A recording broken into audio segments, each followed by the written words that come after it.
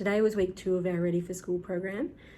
It was a huge improvement on last week. We're getting much better already at sitting at the table, at sitting on the mat, at following instructions. So that is something that we will continue just to work on those basics, including like putting our shoes and socks on, trying different foods. So there's so much that we're trying to cover in such a short space of time. The girls will send out an email to all of you that will have a breakdown of what your child is doing really well and the things that we're working on. Even just since last week, the improvement in the snipping and the cutting has been really significant, which is great. Today we focus more on the foundation skills for being ready for school, looking at our core strength and how we strengthen up the core part of our body, and then following on with everyone around the engine speed. So helping to recognize when our engine's running high, when our engine's running low, and when our engine is running just right. What you'll see is you'll have one of these, if you didn't get it last week, you'll have one of these from this week. We'd love you to put that up on the fridge, and we'd love you to talk about it all of the time. You might find at the start you don't talk about it in terms of the child, you talk about it in terms of yourself. So if your engine's running high, you'll just say, oh, my engine's running high. Or if your engine's running low, oh, my engine's running low. If you had a great day at work, I had a great day at work today, my engine is just right. And so good times to talk about it at breakfast time. When you're first waking up, how's your engine feeling this morning? My engine is feeling just right. I had a great sleep. Versus, oh, I am feeling really tired this morning. I did not sleep well. My engine is running low.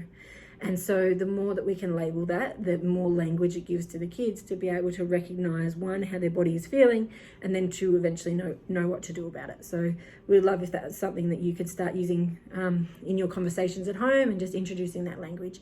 Try not to put too much pressure on the child to do that. It's not something, we want it to be fun for them.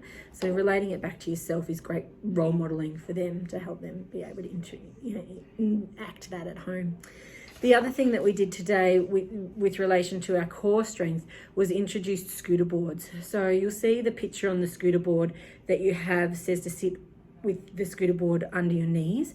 We actually prefer the child lay on their tummy on the scooter board, and really their hips are what sits. So if this is a scooter board, it's their hips that sit on the scooter board the most, so that their legs aren't dragging too much at the back, and that allows them to use their upper body to get strong. We want to strengthen their shoulders, we want to strengthen the muscles through their tummy and the muscles through their back.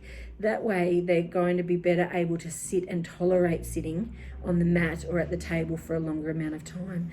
The endurance for most of our kids to be able to sit is largely dependent on how much strength they've got through those muscles. So the more we can get them out on the scooter board and scooting up and down the hallway and scooting around, the better outcomes that we'll get. So then what we need to look to do at home is try and use that every day. So if you could introduce that into your everyday activities, whether just before breakfast you might do some scooting around the house, or just after school you might incorporate it into your afternoon routine, that would be a great way to help strengthen up those muscles for us in readiness for next week. And we'll keep working on that through the next few weeks, and I'll send you through some links to some ideas for some games you can play related to that as well. If you've got any questions, please get in touch with us. Otherwise, we'll continue to give that feedback via email each week about what's working well and what we're still practicing, and then obviously have a report ready for school after the last week of the program. So if anyone's got any questions about school, if anyone's school wants to get in touch with us, we would love to chat to them as well. We'll talk to you soon.